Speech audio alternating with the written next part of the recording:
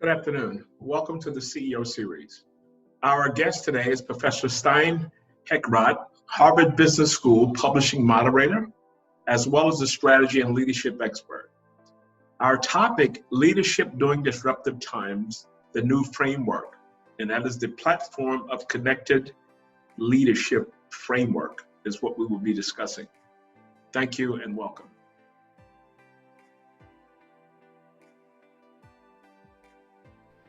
Okay, welcome everyone to our, I think, 37th or 38th edition of CEO series. Our guest today is Professor Steyn, who's Harvard Business School publishing moderator, as well as a strategy and leadership expert. Our topic is going to be around leadership during disruptive times. Very interesting article that he wrote in Harvard Business Review, and we're going to be discussing that. So thank you for being a part of the show. Are you hearing me, Steyn? Professor Steyn? Yes. Thank you very much for the invitation. Thank you very much, and welcome to everyone. Thank you so much, Ron. Really appreciate it. Okay, cool. Talking about your article, can you give us some insights on the platform for connected leadership framework? Because you had some interesting connections there. So can you kind of walk us through that? All right. I'll tell you a little bit about the framework. Just one or two things that I want to mention up front before we get into the actual detail of the framework. The first thing about the framework, which makes it quite significant, is the fact that this framework focuses on future leadership. Mm-hmm. Now, a lot of times when we tell that to people kind of ask the question, okay, so what does it mean if you say future leadership? What it means is currently, and it's not that the framework was written for managing during the time of the pandemic. You know, when we planned the article, there was no pandemic. Yeah. It just happens to fall right into place, and it's very applicable right now, because what we mean when we talk about future leadership, and specifically future leadership skills, is we're challenging leaders to ask critical questions about their current leadership skill set. Because we all have leadership skills that we utilize every day in terms of how we communicate, how we build teams, how we lead organizations, how we engage with society. But of late, what we have found is, specifically now during the pandemic, I'm getting more and more calls, Ron, from business leaders that now that we're 5-6 months into the pandemic, they're really starting for the first time to say, hey, you know what, Steyn, I don't know what to do. Or I'm not sure whether I have the right skills. Can you help me? Can you maybe give me some advice? And that's an interesting question coming from business leaders, because normally business leaders are right on top of things. And I think when COVID started, everybody had this idea of no worries, give us 21 days, we'll figure this out, or give us 3 months, we'll be on top of it. And there's no letting go. So now they're starting to be confronted with their current leadership skills. So when we talk, it focuses on future leadership. It's more future leadership skills. Let me give you an example. Something like sense making, for instance. It's a leadership skill for the future, and it deals specifically with rapid changing times and volatility. Sense making is not something that helps you in terms of your current leadership skills. Sense making is when you use experience and your own understanding to kind of, in an iterative process, make sense of things. Because until you actually make sense of things, you can't take decisions. So that's just an example. The interesting thing about it is, you take something like the Fukushima disaster that we had off the coast of Japan, I think 2011 or 2013, can't remember the exact year. There were 2 nuclear power plants. The one didn't make it. The one didn't make it, and the other one was saved. Yeah. Now, if you go and look at the leadership skill that was applied by the leader that actually led his team to overcome that, it was all new leadership skills. It wasn't the skills that he was used to. So it's almost, we look at Fukushima, we look at the pandemic, and we go, hey, what is there that we can take from that we can apply today? One of them is sense making, as an example. Tolerance of ambiguity is another one. So the first thing is, before we look at the detail of the framework, the idea was to put forward something that can can get leaders to ask the critical question, and that is, do I have the skills I need for tomorrow? Okay. Right. That's the one. The second thing, the framework is built on the fusion between two different thought paradigms when it comes to leadership models. Most of my education comes from the so-called Western world. So I'm very familiar with what they teach in the States, and I'm very familiar with what they teach in the Europe, UK. Myself, I'm from South Africa, so very familiar with the kind of thinking models that we apply in leadership education. But it's very much Western world based. The framework comes partially with that. The other big part of the framework is that of what is commonly known as the Arab world. And the reason for that is, and I'll tell you a little bit more about that later, is the origin of the framework, really where it started, unbeknown to myself at the time, goes back to 2010, 2009, 2010, when I, for the first time, started to work in the Arab world in Sudan. Okay. And now at a later stage, my business is registered here in Dubai, and my partner and also the chairperson to our organization, he is a local, he's Arab, and he really helped me to understand how the Arab nation, their values, their culture, their history, think about a lot of things when it comes to leadership. So that's the second thing which makes the framework really interesting. It's a fusion of different thought paradigms when it comes to leadership. Okay, so one, it's for the future. Two, it's a fusion. The third thing that makes it very interesting is the framework, as much as it appears to be a static sketch and a diagram of sort in the article, it's actually lucid. It actually moves, because when you start to apply the framework, what the framework actually helps you with is to engage in a discussion with different people from different cultures. Yeah. So it's not you learning the framework and then going to apply the framework. It's more you taking the framework and using the framework to get to higher levels of understanding, higher levels of integration on different levels of leadership development. You know, again, let me give you a simple example to try and make it practical. If you take the way in which business leaders think, and let's run it back to the Second World War. After the Second World War, if you look at models of strategic leadership, you'll see that most of the times it's a kind of a general-like style of leadership. You're fresh from the Second World War. So companies would start to look at a landscape, you know, as a kind of a territory, and the enemy would be the competition, and the civilians would be the market, you know, the consumers that they want to gain market share on. That was the kind of thinking. In that same time, shortly afterwards, in the 60s, we had Humphrey, and I can't remember the other gentleman's name, that came with models like SWOT. Everybody's very familiar with SWOT. PEST, very familiar with PEST. Porter came at the end of the 1970s with Porter's 5 forces. These are all very applicable, very powerful, but they're all very segmented and categorized, almost taking a very complex universe and breaking it into smaller manageable bits. Now, we all know, you fast forward into the late 1980s, the Berlin Wall comes down, the earth is flat again, there's no borders, and all of a sudden we're finding ourselves in the 1990s overwhelmed with the so-called information era, the knowledge economy. All of that was coming into play, yeah. All of that was coming in. And today we have Internet of Things. Everything is connected. You know, my watch is connected to my phone that tells me what my heartbeat is, you know, that tells me what's in my fridge at home. I mean, so the framework allows us to make that shift from purist analytical thinking to more systemic thinking, where it looks at the interrelatedness and interdependency between the components that we as leaders need to lead today. So in the final instance, okay, so just first thing, for the future. Second thing, really a kind of a fusion. Third thing, moving with this thought paradigm evolution. And in the final instance, Ron, as you referred to or alluded to in the opening statement of your question, the components of the framework, what makes it interesting? Well, we have, through research, identified 4 key leadership traits that clearly through our research shows these are the things that leaders need to embrace and look at for purposes of leading better in the future. The first one is thinking differently about things. Really challenge the way in which you're thinking about things. Grappling with the assumptions that underpins the kind of decisions and the kind of beliefs that you have. So think for change.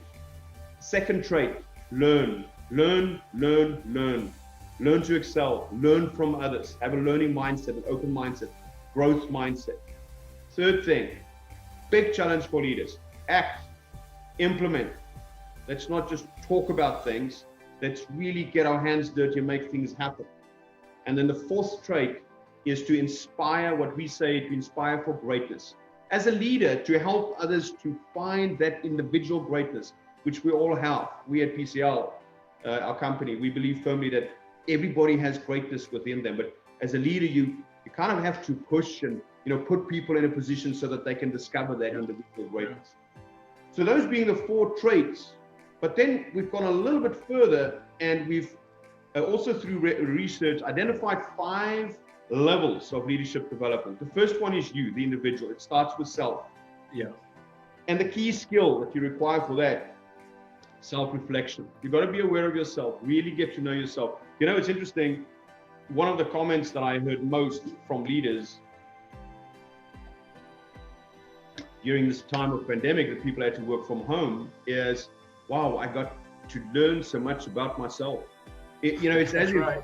Yeah, before we were just too busy. Yeah, it's from the one meeting to the other, to a plane trip, to some family time over the weekend. And they were really confronted with alone time. So self-reflection, that ability to connect with yourself, authenticity. The second level, teamwork. And what do I need for teamwork? I need to be able to build relationships.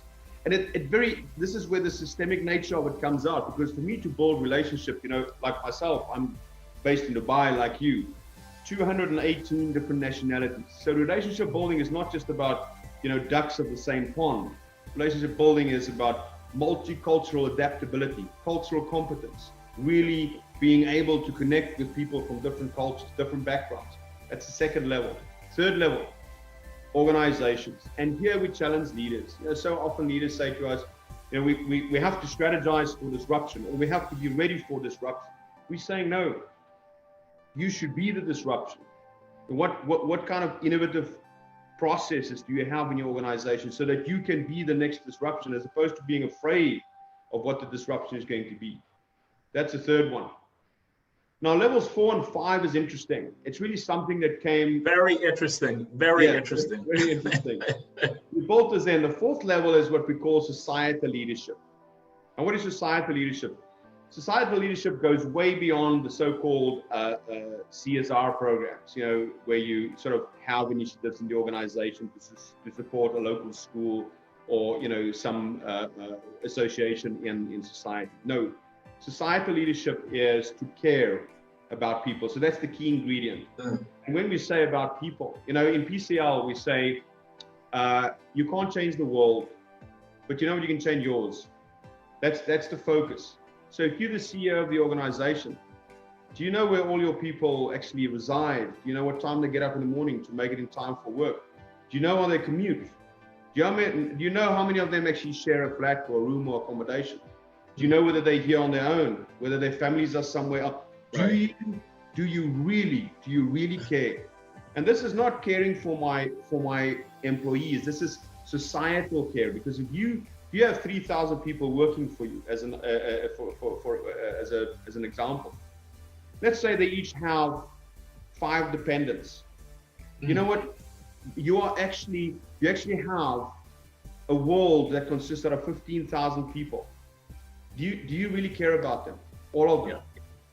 And that's the fourth level. And it's a level that now during COVID, and that's why I said we didn't write this for COVID, but it became so applicable. We saw the inequalities in society being pushed to the forefront.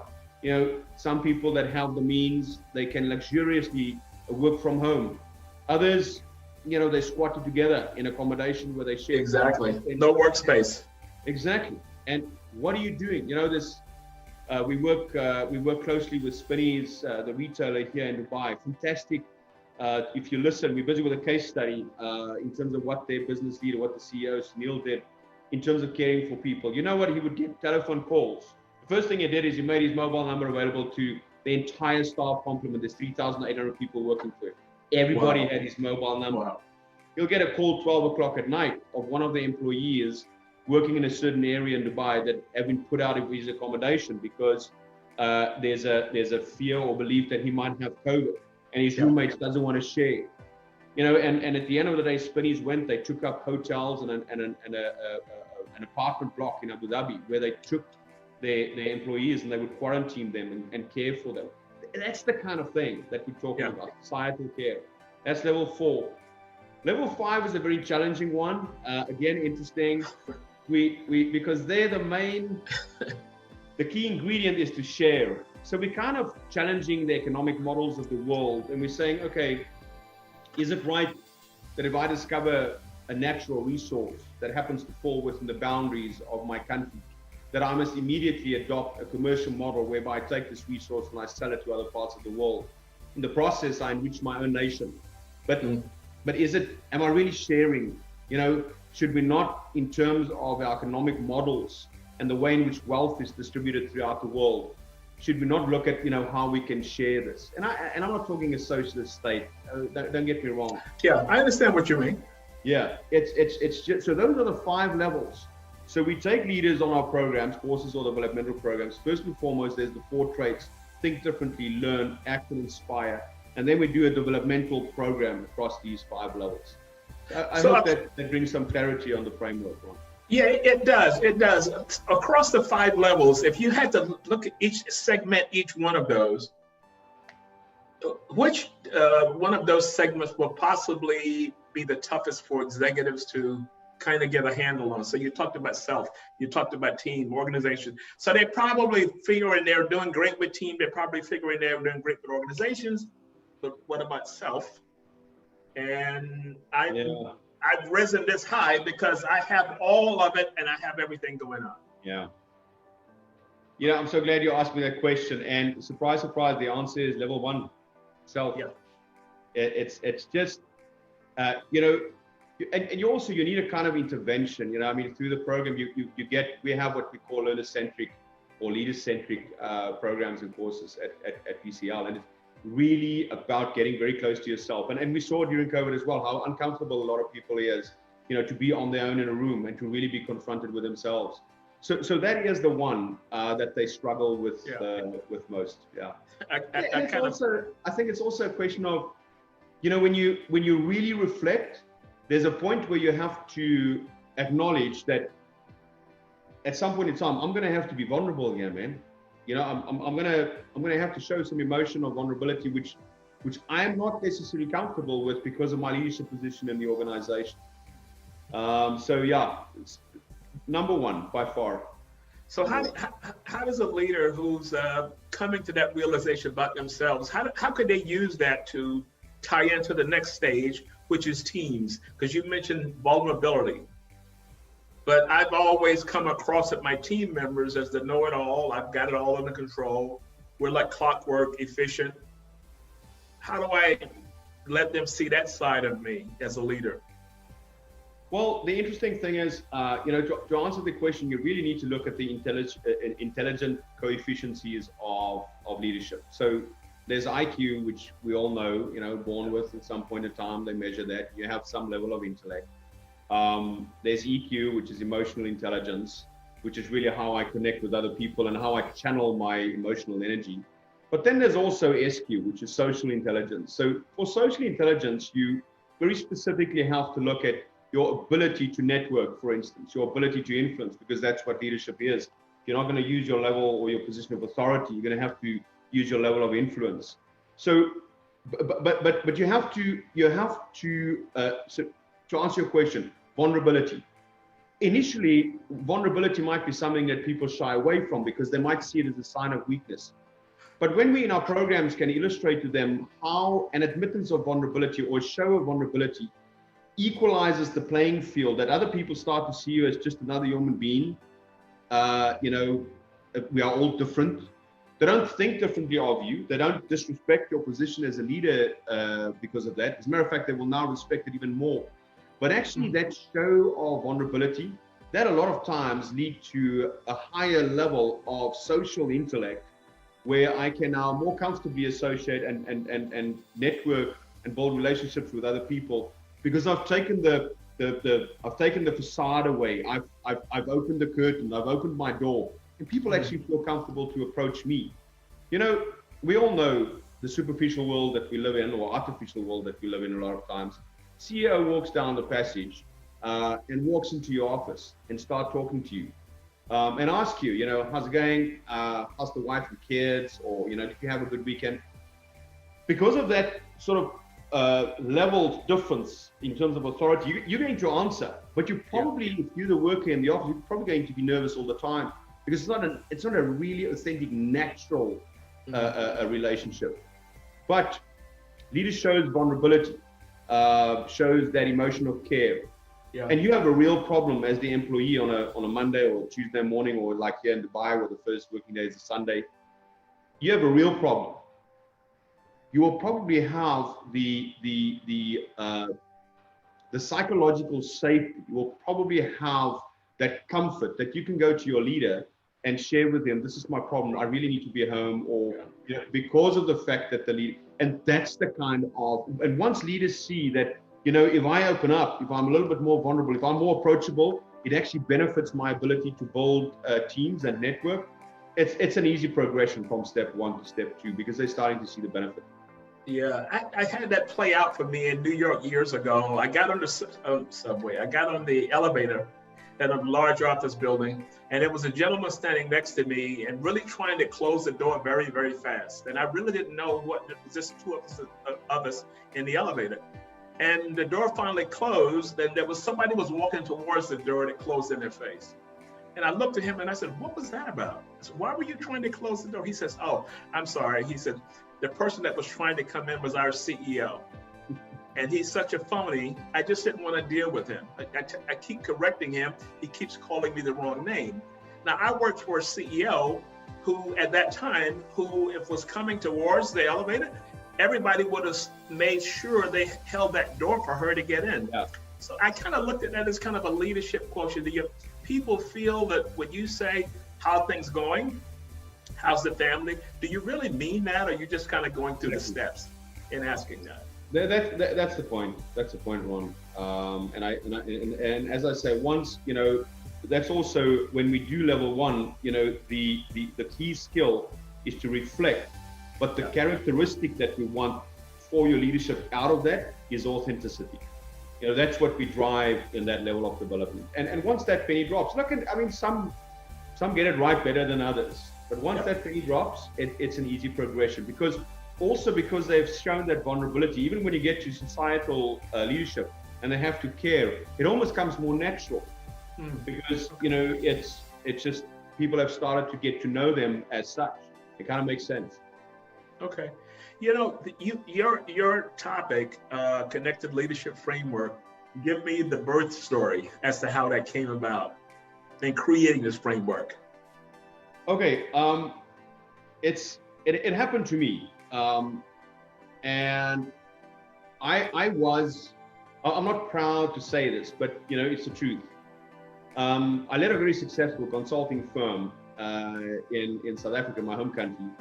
And I was literally traveling the globe, working with different companies. And my focus was, as a consultant, was to help them expand their market share beyond their own country borders. So we just worked with internationalization and globalization. That was our focus. Now, obviously, being from the African continent, a lot of this travel involved working on the continent. And I was really very successful, really very successful. I mean, to give you an idea, the company at that stage, when I was asked to go to Sudan in 2009, we've been operating for about 15 years. I've never advertised once, Ron, not once, not even a small click-through campaign, nothing, not once. It was all word of mouth, which gives you an idea of the kind of success trail that we were leaving behind when we worked with companies. And when I went to Sudan, it was the first time that I went to what I call the Arab world. In other words, first time that I went to a radically different culture from the one that I grew up in and the one that I've predominantly been working in up until that point in time. And there were two things that I could do. One is I could run a business. So I was contracted to set up this company. I was contracted as the CEO. And the other thing that I was very good at, and that I still enjoy today, is to lecture. You know, I facilitate these workshops. I'm also professor in strategy at the university that I run. So teaching on the one hand, and then practice on the other hand. And that combination really worked very well. But because I was so good, I would not necessarily, do too much homework up front before I enter into a new environment. I would just automatically assume that it's going to work. So I would almost kind of take the success recipe and blueprint it into the next environment. Mm-hmm. And in the process, I think because of the success, unbeknown to myself at the time, I became very arrogant. There's a wonderful case study of Ron Johnson that went from, I think he started with there was a retail group he started with. I wrote it down here somewhere. Oh, that's the guy that took over from J.C. Penney's from Apple, was it? Apple stores to J.C. Penney to Apple, and then to Target. And he was very successful in all of them, but Target, he failed dismally. And he actually coined this frame, situational arrogance. Yeah. It's a state that you arrive at, because to be successful, there's three things that need to play together, almost need to be synchronized. One is you, the other one is the organization that you were in, and the other one is the environmental context. You do have some good luck out there, an economy that's growing or whatever. Yeah. Now it happens if you go from one success to the other, at some point in time, you can really start to believe that, hey, this is all because of me. Yes. You forget about these other components, and that then brings on this arrogance. And so what happened in Sudan, I was just failing, man. Textbook case, right? I was just failing. Nothing worked. I mean, it was, I laugh about it today because there's some good that came out of that. But at the time, it was horrible. Mm. And of course, the board wanted answers, and I couldn't give them answers, So all I could think of was to play the blame game and tell them, look, it's a different environment. The first language of the people aren't English. Infrastructure is very poorly developed. The country was in sanctions at the time. Listen to this, in sanctions at the time, which made it very difficult to trade in foreign currency. It was a kind of semi-military government. Was still under Bashir at the time. So it was a difficult environment. So it's kind of very easy for me to just blame this environment and, walk away from it all. And then what happened is I fell ill, and I was about 6 months in. The board's already called a meeting. I knew they were going to chop my head. Now, this was a big thing for me because up until then, I've never advertised because it was just the one success story after the other. And all of a sudden, I had a chance of, at the peak of my career, this big contract, the CEO contract, to be fired, within 6 months. You don't want that on your reputation. And I remember I fell ill, and I went to a local doctor, a local general practitioner. And there was a local Sudani that joined me in the waiting room. He had his son with him. I assume it was his son. And he started talking to me. The Sudanis are very, very friendly people, contrary to what a lot of people think of the region. Very friendly. And he was talking to me. It was sort of in a very proud way telling me about things in Sudan. And to be honest, I was really not interested. I kind of tolerated the discussion, but my mind was somewhere else. I just wanted to get out, get my pills from the doctor, go home and never come back. Just really wanted to run away from this. And he kept on talking. And at one stage, he told me that in a certain part of, I think, northeastern Sudan, there are trees that grow up to 1,000 years old. And at this stage, the top of the tree kind of breaks off from the bottom part. So it's not that it splits open, it really like breaks off. And the bottom part stays intact.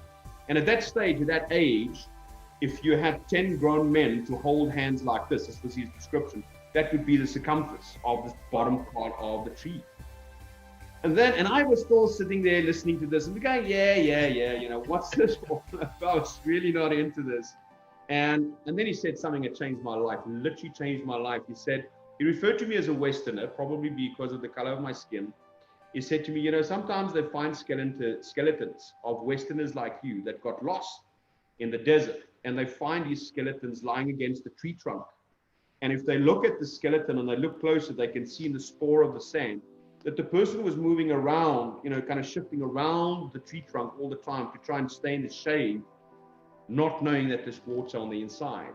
Yeah. And that's when it all kind of just fell into place. I realized that I'm this skeleton. I'm the guy that got lost. Yeah. I didn't even know about these trees. I don't know about the water on the inside, which is life-saving, life-giving water. Mm-hmm. I've become so arrogant, so absorbed with my own ways that I think I know everything. and I'm here to teach you. Man, just listen to the way that Steyn tells you how to do things. I was totally shut down for outside influences, outside opinions. And I realized that I'm actually in a country where I know very little of. And as opposed to me learning from them, I thought I'm just here to teach. And that was the arrogance part.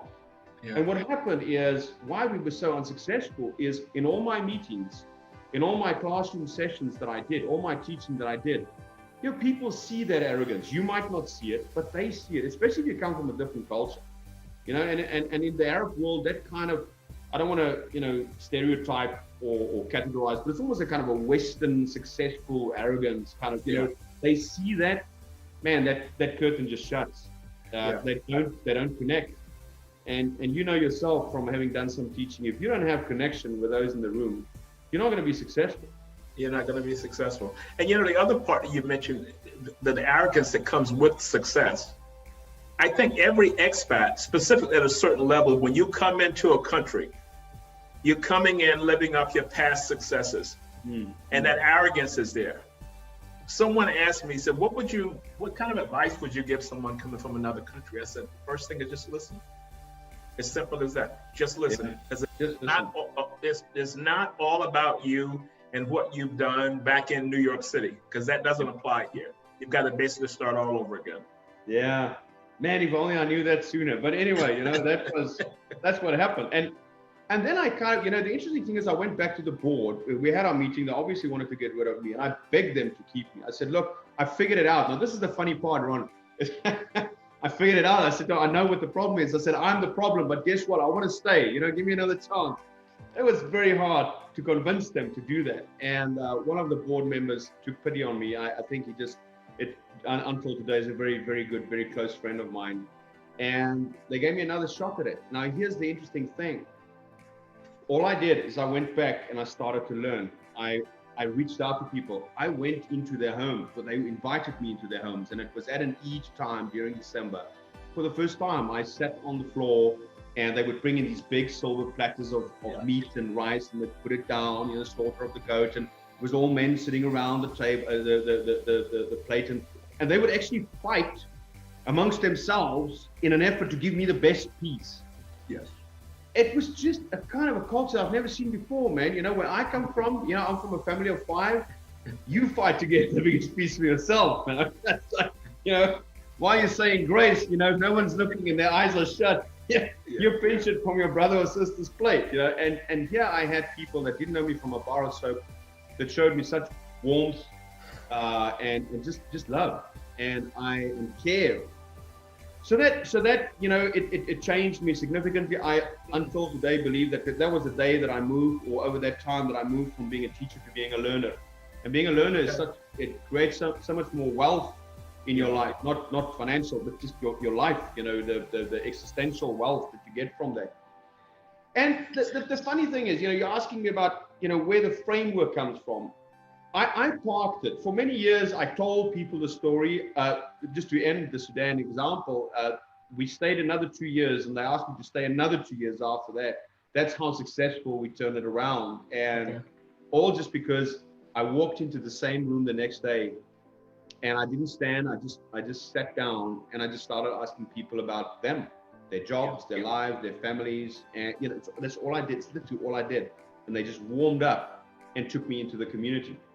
And the rest is kind of history. So I told the story to many people, and then in 2015 I moved to Dubai full time. And about 3 years, 2.5 years, 3 years ago, I was by chance introduced to Dr. Wada, who's our chairperson and third partner in the business. The other partner is Marina Fatsale, whom you've connected with on email. She's our chief operating officer. But the 3 of us today run this business. But prior to us establishing the business, it's very important. I met Dr. Wada on the odd occasion. It was a by chance introduction. And I really started liking the noises he was making about leadership. And I phoned him up a couple of days later and I said, you know, can we meet? And I kid you not, I never Googled this guy. I didn't desktop research. You might say I had no idea of the kind of influential leader he is in the region. And he said, yeah, let's do it. So for 18 months, the first Sunday of each month, for 18 months, we went to go the first Sunday and sit at a place here called Wafi Gourmet. And all we did is we drank tea and smoked shisha, and we would talk leadership for 4 or 5 hours. And I took my story to him, and I also took my problem to him, because I said to him, Doc, you know, here in the region, I find sometimes I bring in the Harvard business model, and it's latest of the latest, and people learn it, but it's as if they're not engaging with it. It's as if they can't take it and apply. I'm missing something here, man. The theoretical to practical. That's and he helped me. He said the reason why you're missing something is, you know, it's a predominantly Arabic culture, and you're bringing in a framework that's predominantly Western by source. So if you want them to understand it, you got to kind of fuse the two.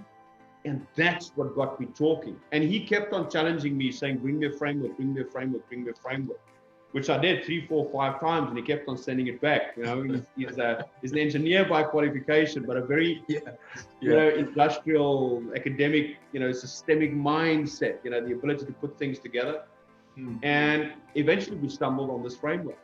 He liked it. We wrote the article, and the article got published in Harvard Business Review. Now, here's the interesting part that I like most. You know, I never approached this man to be my business partner. I never looked at him as, hey, because, you know, it happens in this part of the world. A lot of people think, especially the expats, hey, man, I got to find a local that's connected. It's going to give me a lot of business, you know, help. I never looked at him like that. It was just a friendship. We wrote this article, and it got published. And then he turned around, he said, you know, why don't we do a program in this? You know, he was still kind of joking about it. Said, you know, maybe we can make a couple of dollars. The rest is history. Today we're fully fledged business partners. You know, it's just so the frame. Long story short, the framework actually has its origin in Sudan. It came all the way to Dubai, and Dr. Wada helped me to bring these two thought paradigms together, and out of that we co-authored this this framework. So, you know what I wanted to ask is that we've been talking about your article. Is there a way for listeners could get a copy of this article, or how could we? Yeah, by all means. I mean, you're more than welcome to send it to the listeners, or we have also send you a email address that they can contact us with. If they just drop us a mail, they just have to say, hey, I listened into the show. Please send me the article. We'll send it straight away. It is available also electronically because of during the COVID time, they didn't actually print the hard copy. So we can distribute the PDF, or I can just send them the link. So they just need to reach out. Okay, cool. You know what I was thinking about, you know, as we talk about this new style of leaders, I call it COVID leadership. That's my term for it. Because I did some work for a hospital a couple of years ago. And when I talked to the department heads were kind of saying, I've been successful. I'm head of surgery. I'm head of this. I've been a leader all my life. Yeah. As I talk to the younger doctors who had just come in, they're having difficulties communicating with these people. The younger doctors wanted leadership development. They said, we study science, we study all these things in our specialty, but nothing centered around leadership. So my question is, specifically for MBA programs, do you think MBA programs, well, they would benefit, but why should an organization take a model like yours and institute it as a course inside of the normal MBA architecture? Why do they not do it? Either way, why do they not do it? Or why would they try and build more leadership development capabilities into younger doctors coming out into the field? All right. Look, it's a very relevant question that you ask, because we've got, you know, even when we went through the financial crisis, 2007, 2008, everybody was asking this question. They said, hey, you know what? We've got so many more MBA graduates out there running companies today. Why is this happening? We stumbled into the currency crunch with China in 2014, 2015. We had another global economic hiccup in 2018. And then we get to 2020. And if you think about it, Ron, yes, there's COVID. And research points or indicates that it originated from China and then it spread all over the world. And then people for the first time kind of went to look at China and realized, man, we manufacturing all our products from there. You know, why is that? You know, I often say to people, you know, China didn't create China. The world created China with our thinking of economic business models. Now, where is this taught? It's taught at international business schools. I work for one, you know. Matter of fact, I teach for 4 different ones in the UAE. What's the model? The model is scale. Make the product as cheap as possible and sell it to as many people as possible. Exactly. That's the model. So what happens is if you have cheap labor somewhere in the world, everybody's going to shift manufacturing there. You don't need to be a rocket scientist to figure that out. But look at how wrong it is, or look at the implications that people don't think through. You know, if my neighbor, and my partner always uses this example, if my neighbor manufactures a pencil, it's going to cost me 12 cents. But I can get it from China for 3. I'm probably going to take it from China. Now, it might be cheaper, and the argument is always, yeah, but it keeps inflation down and it benefits the consumer. But what does it do to the climate? What does it do to the planet?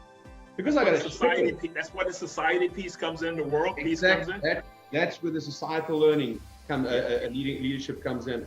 Because I'm shipping this thing on something that's not very economic friendly, 18,000 kilometers across the sea, just because I want it cheaper.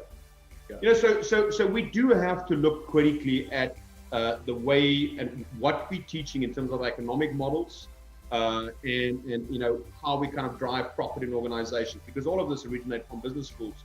I'm not talking about the self-taught or the street-taught entrepreneur here. I'm talking about somebody that actually went to a business school. And also in terms of our paradigms of our frameworks with which we plan. I mentioned before PESTEL, SWOT, Borders 5 Forces. Yeah. You know what? Those models are 40 to 60 years old.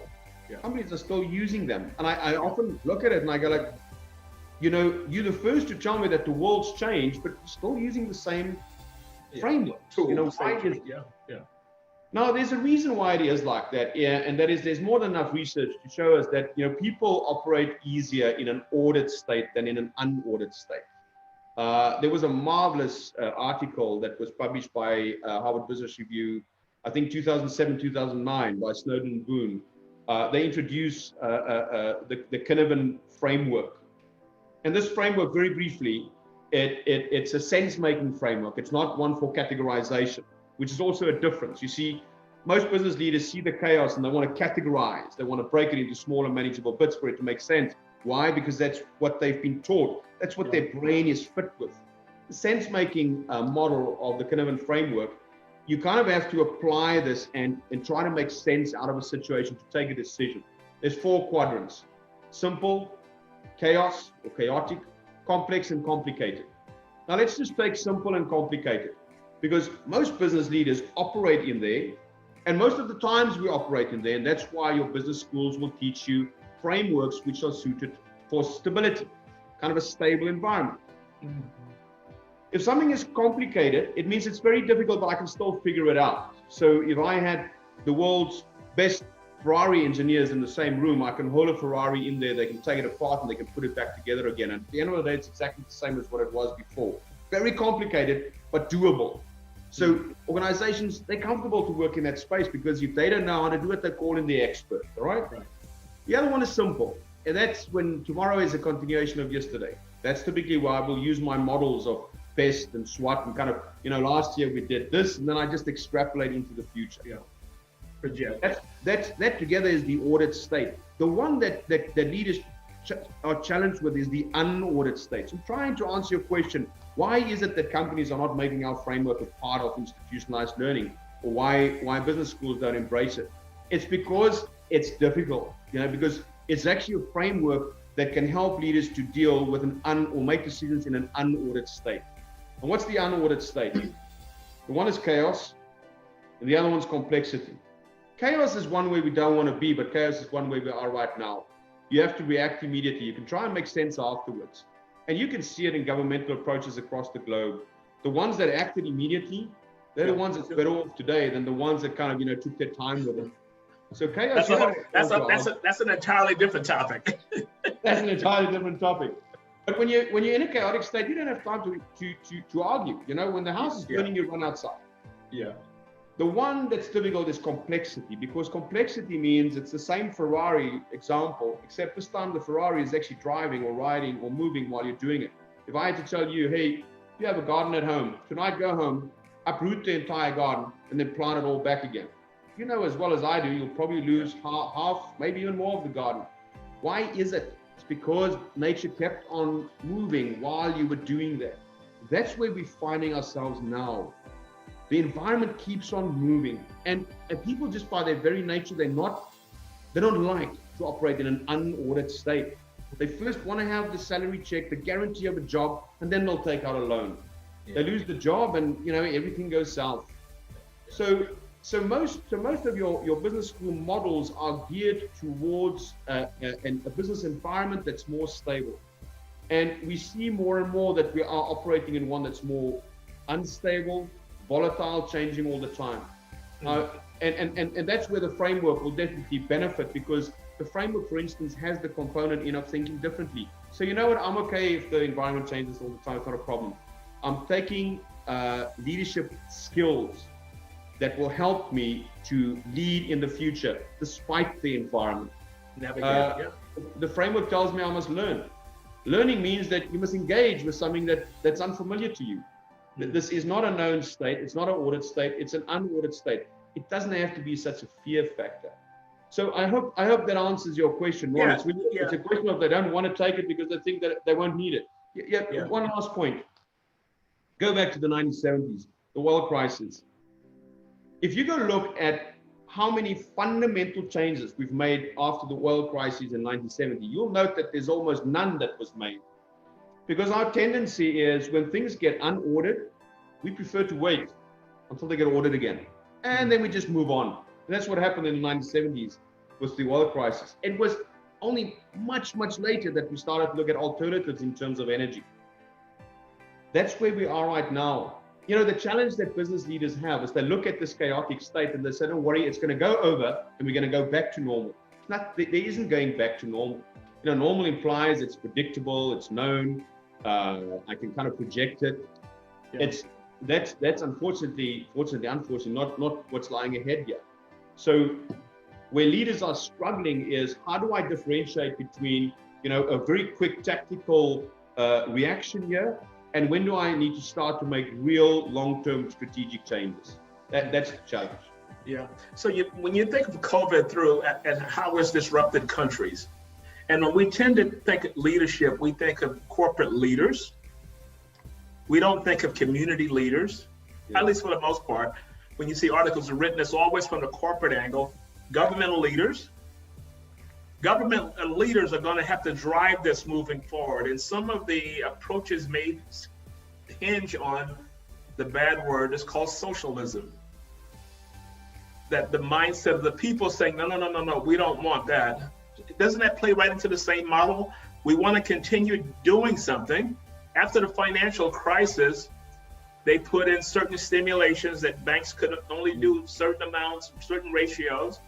But a generation came in, our new leadership came in and said, we're going to get rid of all those because people need to get back to doing business, which could eventually lead it back to. So governmental leaders, if you could just touch on that for a second, governmental leaders versus the corporate leader. So we've discussed the corporate leader, but a governmental leader has to talk leadership as well as team. If you think of team and you think of world being the city or wherever that governance is. Yeah. All right. Let's talk about that. And I'm going to refer to some of the research, because some of the companies that we have here, our clients here in the UAE, they expect us to give them a kind of an update every 3 weeks. We call it PCL updates. And during that time, we give them kind of the latest of the latest, what's happening on the pandemic front. And then what do you need to do as leaders for the next 3 weeks? So very short-term, a powerful 1 hour session. And one of the things that our research has shown very clearly is the following. If you have an organization, most organizations end up having some kind of a hierarchical structure. It's normal, okay? Yeah. Especially as it grows over time, you need some kind of a centralized approach, make sure policies and procedures are in place, and everybody kind of follows the line. And what you have found is, in a crisis, or a pandemic, a COVID state, the top-heavy organogram doesn't work. So the organizations that have managed to behave or react better in terms of the pandemic are the ones that flattened the structure immediately. And the same goes for governments. Now, what do I mean by flatten the structure? There's two things. Let's say, for instance, you in your governmental department, the president, or like here, what we have, the chef has got, let's say, 12 top ministers reporting to him in normal circumstances on a day-to-day or a week-by-week, in a week-by-week cycle. And I'm just using random numbers here. In a pandemic, what you should do is you should not rely only on those 12 people. You must immediately broaden that information, people that sources of information. So as opposed to having 12, you should have 24. Now, why is that? It is like that because during a pandemic, and research has shown this over and over, and it goes back to Fukushima as well. One of the things that you should totally steer clear from, and not do is make passionate speeches. You know, for a political leader, that's very difficult. Yeah. But that's one of the things that you should not do. And you should also not simplify something that's very complicated. Now, you go and look at some of the countries, and I don't want to mention names, but some of the countries where you had prime ministers saying things like, don't worry, give me 21 days and I'll have this under wraps. A passionate speech based on really nothing. Exactly. What you should do during a pandemic is, first and foremost, is you only communicate facts. You only work on facts. Your communication should be much more frequent, and your communication should be very transparent.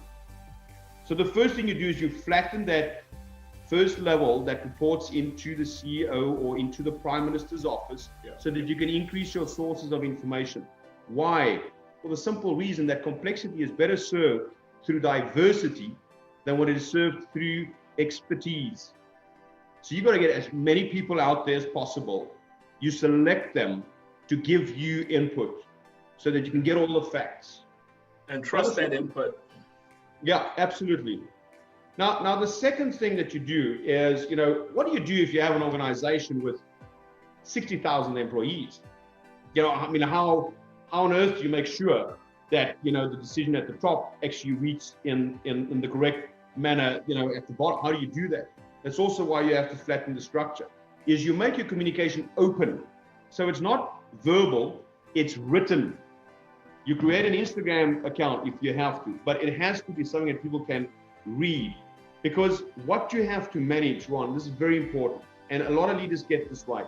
I might have a motivation for saying something, but you're hearing something totally different. So what I need to do is I need to manage the assumption of what you think you heard. Let me give you a practical example once again. Captain Sully, the plane that went down on the Hudson a number of years ago. Yeah, I saw that video afterwards. Great movie. In an interview afterwards, they asked the co-pilot. At one point, Sully says, after he's realized that, you know, he's not going to make it to one of the airports, he says, I'm going to put her down in the Hudson. Now, when you asked the captain afterwards, he said, the idea was to tell my co-pilot that I'm going to try and land this bird intact. I'm going to save everybody on board. They asked the co-pilot afterwards, what did you hear when you said, I'm going to put her down in the Hudson? He said, I heard we're going to crash and we're going to lose people. Yeah, so like, and during the pandemic, what do you tell people? You know, are we saving lives and livelihoods? Are you telling them, you know, let's save jobs, or you're telling them, let's terminate and restructure? You know, it's you want the same end at the end of the day, but it's a different way in which you communicate it. Yeah. So you make it transparent. It's something that people have to be able to read. It's not, did you hear this, say this and that? That's the second thing. And then the third thing is, and this is very difficult, I know, for a lot of specifically governmental organizations and governments across the globe. You have to empower on lower levels. You have to be able to trust people with the ability to take decisions, because what you now need to do is you need to leverage their ability to be resourceful. You can't be everything for everyone all the time. So you empower people to make decisions. Now, what's the difference? The difference is here in Dubai, for instance, we have a campaign that is, I think they call it hashtag every one of us is responsible. Exactly. Yeah. That drives the message to the citizen to realize, hey man, I'm responsible for hygiene, for safety of others, for my own safekeeping. So let me wear my gloves and put on my mask or do whatever. But it's on me. You have other governments in other part of the world where the government takes the decision and that's it. People simply have to fall in line. Yeah. And that's where you create this dependency, Ron, because what people then do is they're waiting for government. They're totally disempowered. They're waiting for government and they hope, based on what government is saying through these passionate speeches, that things are going to go back to normal again. Government's going to prop up the economy and all is going to be okay again. Yeah. And man, it ain't. You need to empower your people. You need to rely on their resourcefulness and you've got to make them accountable. So long answer, but basically three things. One, flatten the structure immediately. Two, make the communication transparent. And when I say transparent, I mean something that people can read. And understand, yeah. And three, empower. Empower all the way through the organization and all the way through the levels of citizen and societal layers that you have in the country. Yeah. You know, in closing, I want to ask one question. We have a lot of aspirational leaders, and we have people that are already leaders. What kind of advice would you give to leaders today that want to become a better leader, that they can kind of take it on a self journey of development? I think, you know, what kind of advice, I mean, I have to go back to the framework. You have to be able to think differently about things, Ron. You know, Einstein said that, you know, I can't remember his exact words, but he said that the world as we know it today is a function of our thinking. It's how we think about things. And if we want to have a better world, we got to start thinking differently about things. And so I really want to, you know, that's sort of, I mean, I got to go back to the frame because you really have to start fundamentally thinking differently about things. Rethink our economic models. Look at the world, man. Look at the disparity between the have and have-nots. And it's been so pushed to the forefront now during COVID times. You could see it on social media, mainstream media. You know, those huge societal differences that we have. It's got to be addressed. We've got to think differently about our societal models and our models of economic integration. Second thing is we have to learn. We have to learn from one another. You know, it's just that diversity aspect that I mentioned before. Complexity, listen very carefully to what I'm saying. Complexity is better served through diversity. Why? Different people see different things and see things differently. Don't give it to the experts. Give it to diverse people from different backgrounds that can see something different. Yeah. The third thing is act. Really, you know, just get off your chair and start doing something. Roll up the sleeves, dirty your hands, lead from the front. You got to be seen to do something. And then the fourth one, again, going back to the framework, you know, what can I give? What advice can I give? We have this last component, which is inspire for greatness. And you know what it's really about? It's about inspiring the next generation. It's about handing over the baton. I sometimes look at, you know, how world leaders are leading in the world. I look at the challenges we have with climate change. I look at the huge differences between rich and poor, the have and have-nots. I look at 300 people that get on a little dinghy that is willing to take a chance with their life to cross the Mediterranean in hope of a better life. You know, those are the kind of things I'm looking at. You look at that and you go, there's something wrong in this equation. And then they get to the other side and there's only one of two reactions. The one is, okay, we'll help you. And the other one is, sorry, there's a wall here, please go back. Yeah. You know, and I'm not so sure always that that's very inspiring to the next generation. Yeah. You know, I have teenagers at home and they say, you reach a certain stage, a certain age in your life. And when you reach that age, you kind of realize for the first time, heck, man, my father was actually always right. Unfortunately, at the same time, when you make that realization, you probably already have a teenage boy or girl at home, constantly reminding you that you're wrong all the time. Exactly. And we have these discussions at home, you know, and sometimes they really ask us to just change our ways because we are messing up the universe and we're messing up the planet for them. I think we need to really focus on things that we can do that can inspire the younger generation. So those four things. Okay. Ron. Well, you know, Tiger Woods made a statement. He said the older he gets, the smarter his father becomes. And I said, you know, you're right. Because when they're talking to you, you're closing it all out. And then reality sets in and say, you know what, they were onto something. Yeah. You know, so it happens to all of us. But you know what, Dr. Steyn, thank you so much for being a part of our show today. Thank you. This will be, for the listeners, this will be re-edited, and it will be on our podcast station, you know, coming up soon. And I thank you. I will be in touch because it's been a while since we have got together. Thank you. Thank you very much. Thank you. Okay.